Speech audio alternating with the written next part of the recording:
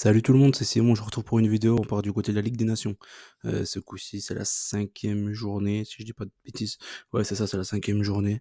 Et concernant ce week-end et la semaine dernière, tout simplement, j'étais absent, tout simplement parce que j'ai eu une bonne nouvelle. J'ai eu l'arrivée de mon fils le 1er novembre. Du coup, j'ai pris un petit peu de retrait par rapport à tout ça. Mais en tout cas, là, je suis reparti et normalement, hein, pour un petit moment, au moins finir la saison déjà comme ça sur YouTube.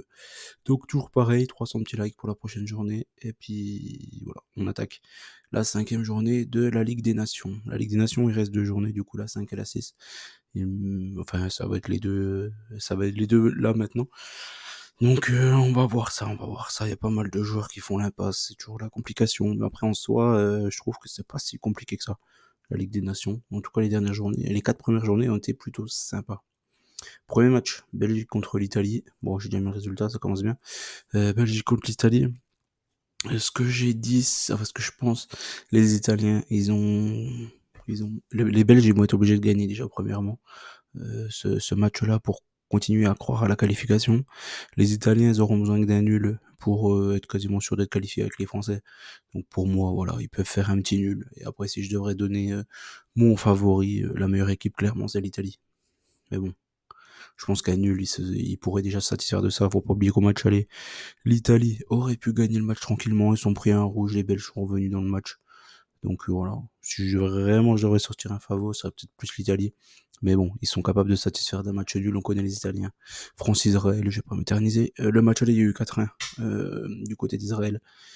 Là, je suis parti sur le même score à domicile pour les Bleus. Je suis parti sur un 4-1. Les Israéliens marquent quasiment tous les matchs. Ils avaient mis un beau but contre la France le match aller. Donc là, je suis parti sur un 4-1 pour nos Bleus. Nos Bleus sans Mbappé, donc c'est plutôt une bonne chose. Écosse-Croatie, les Croates, pareil, ils peuvent se satisfaire d'un match nul, un peu comme les Italiens. Ils sont au-dessus de l'Écosse, les Italiens sont au-dessus de la Belgique. Je pars sur le même score, je suis parti sur un 1-1. Ils ont pas besoin de plus, ils ont pas besoin de se fouler pour la qualification. Portugal, Pologne. Je pense que les Portugais, même s'ils sont déjà qualifiés, les Polonais leur arrivent pas à la cheville. Je pense que CR7 va encore vouloir marquer. Je pense que c'est un match pour lui, ça. Il avait marqué, si je dis pas de bêtises, au match aller. Et je pense qu'il devrait faire encore une fois pareil au match retour. Je pars sur une victoire des Portugais. Danemark-Espagne. Espagne, comme la Croatie, comme l'Italie, je partis encore une fois sur la même chose. Ils peuvent se contenter de très peu. Les Danois à domicile, ils perdent très très très très rarement. Donc je suis reparti encore une fois sur un match nul, toujours le même score que les autres matchs. Suisse, Serbie. Les Suisses, ils font un début de Ligue des Nations catastrophique, hein. Depuis leur bon euro, ils sont vraiment nullissimes. Les Serbes, franchement, les Serbes, c'est toujours compliqué. Il peut y avoir un match nul entre ces deux équipes-là. Mais j'ai fait confiance à la Suisse. Ici, je me dis qu'ils peuvent quand même sortir la tête de l'eau. Ils se procurent quand même pas mal d'occasions. Et pour moi, clairement, sur le papier, ceux qui ont les meilleurs joueurs, c'est les Suisses. Pays-Bas, Hongrie, je suis parti clairement sur une victoire des Pays-Bas ici. Je pense que l'Allemagne, ils sont quasiment certains d'être qualifiés, ils vont gagner contre les Bosniens en plus.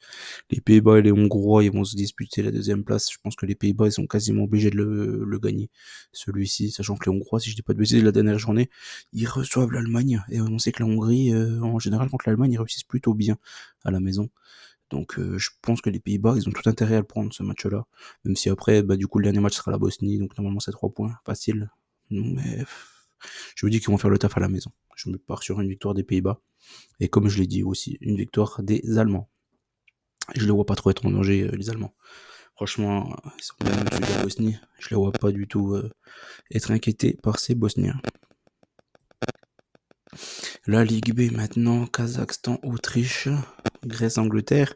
Ça va être le premier match de Thomas Tuchel. Ça peut être très très très sympa à regarder. Celui-là, clairement, je vais le regarder.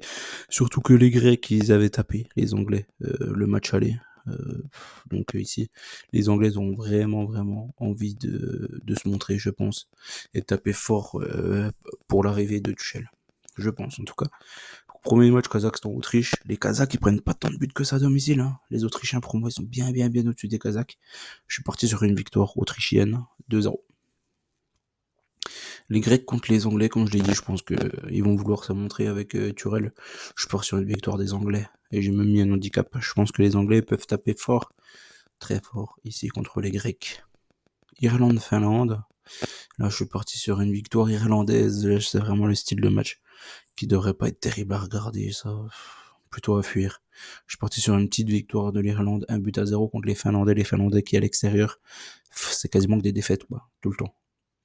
Slovénie-Norvège, ça c'est un match dur, je trouve. J'ai hésité avec le nul. Je crois que j'ai regardé les cotes, c'est la Norvège qui est un peu favori. Mais je pense que la meilleure équipe c'est la Slovénie. Donc je suis parti sur une victoire de la Slovénie personnellement contre la Norvège. Ou 2-1 ou 1, franchement j'hésitais. Géorgie-Ukraine. Les Géorgiens, la dernière trêve internationale, ils étaient complètement à la rue, vraiment nuls. Les Ukrainiens, ils sont revenus. Ils sont faits de victoires, je crois. Donc ils sont revenus dans la course à la montée. Je pense que les Ukrainiens peuvent encore surfer sur la vague. Les Géorgiens, ils ont fait un bon euro, mais au final, si vous regardez qualitativement, ils ont vraiment des joueurs moins bons que les Ukrainiens. Donc je pense que l'Ukraine peut s'imposer en terre géorgienne. Turquie, Pays de Galles. Les Gallois, ils perdent quasiment plus un match. Hein. Donc ça va être encore une fois un match compliqué, ça, du côté de la Turquie. Après, je pense que les Turcs, ils ont quand même nettement des meilleurs joueurs aussi. Ça va être un match serré. Je vois pas les Turcs vraiment écraser les Pays de Galles, mais je pense qu'ils peuvent s'en sortir aussi au final. J'ai mis pas mal de 2-1. Monténégro, Islande, j'ai remis un 2-1, mais pas pour le Monténégro, pour l'Islande. Le Monténégro, si je dis pas de bêtises, ils sont à 0 points. L'Islande, s'ils veulent encore espérer monter, ils sont obligés de gagner. Donc je me dis que l'Islande, ils ont tout intérêt à le prendre ce match-là, et contre le Monténégro, ils ont les capacités, je pense, pour le faire. Donc je suis parti sur une victoire islandaise. Albanie, République tchèque. Les Albanais... Ouais, celui-là il est dur, il est très dur. J'avais pas mis de nul, et ben ça sera mon premier nul dans cette Ligue B. Les Tchèques, pour moi, ils sont au-dessus des Albanais, mais les Albanais sont tout le temps très chiants à jouer, encore plus à domicile. Mais encore une fois, là, pour moi, la meilleure équipe, clairement, c'est les Tchèques. Ligue C et Ligue D maintenant. Arminie et le Féroé, franchement, c'est pas terrible. Macédoine du Nord, Lettonie, Chypre, Lituanie, Roumanie, Kosovo, Luxembourg, Bulgarie, Irlande du Nord, Biélorussie, Azerbaïdjan, Estonie, Suède, Slovaquie. C'est le seul match en fait qui est sympa. Saint-Marin, Gibraltar, Andorre, Moldavie, quoi. C'est moche. Tout ça, c'est moche. Arménie, le Féroé. Les Arméniens, ils étaient allés faire 2-2, je crois, du côté de l'île Féroé, le match aller. Là, je les vois gagner à domicile. Macédoine du Nord, Lettonie. Macédoine du Nord, ils gagnent quasiment tous leurs matchs là dernièrement. La Lettonie, ils perdent quasiment tous leurs matchs. Donc je suis parti sur une victoire de la Macédoine. Un peu comme Chypre contre la Lituanie. Les Chypriotes, ils sont pas si mauvais que ça. Hein. Je trouve que Chypre, c'est peut-être un des petits pays qui monte le mieux, en fait, qui joue peut-être le mieux ces dernières années. Quand je dis c'est vraiment des petits pays, quoi. Pour moi, les Roumains, ça a toujours été une bonne équipe de foot. Hein. Que les Chypriotes, citez-moi des bons joueurs de l'équipe Chypre. De l'équipe chypriote, c'est un peu compliqué. Hein. Ouais, c'est un peu compliqué, donc c'est un peu seulement maintenant. Ils ont quelques bons joueurs, il y a Sotiru là-devant. Mais sinon, ouais, il n'y a pas de grands joueurs chypriotes dans les grands championnats, contrairement aux Roumains qui jouent tous dans des gros clubs. Donc là, je pars sur une victoire chypriote à domicile. Ils sont allés gagner, je crois, du côté de la Lituanie. Donc je les vois aussi gagner à domicile. Les Roumains, comme je l'ai dit, pour moi, c'est la meilleure équipe de cette ligue-là. Donc je pense que les Roumains devraient battre les Kosovars.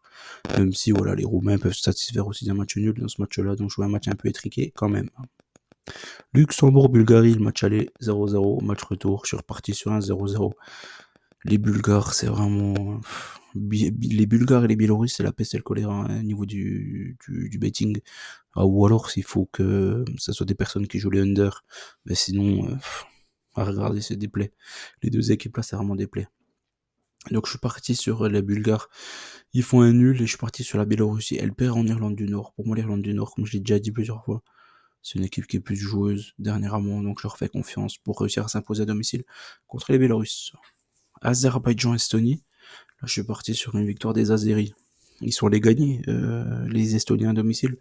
Le match allait à ma grande surprise, j'étais parti sur une victoire des Azéris, je crois. Non, j'avais chopé un over, je crois. Donc j'avais gagné. Mais en résultat, j'étais parti sur une victoire des Azéris, et là je les vois encore une fois au-dessus. Je comprends pas pourquoi ils sont allés perdre là-bas.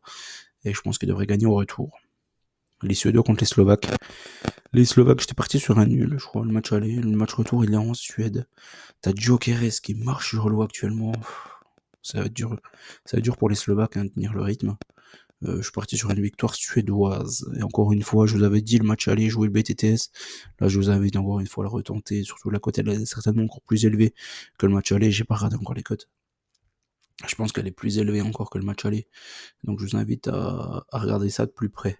Saint-Marin contre Gibraltar, match de merde. Saint-Marin-Gibraltar, match en bois 0-0.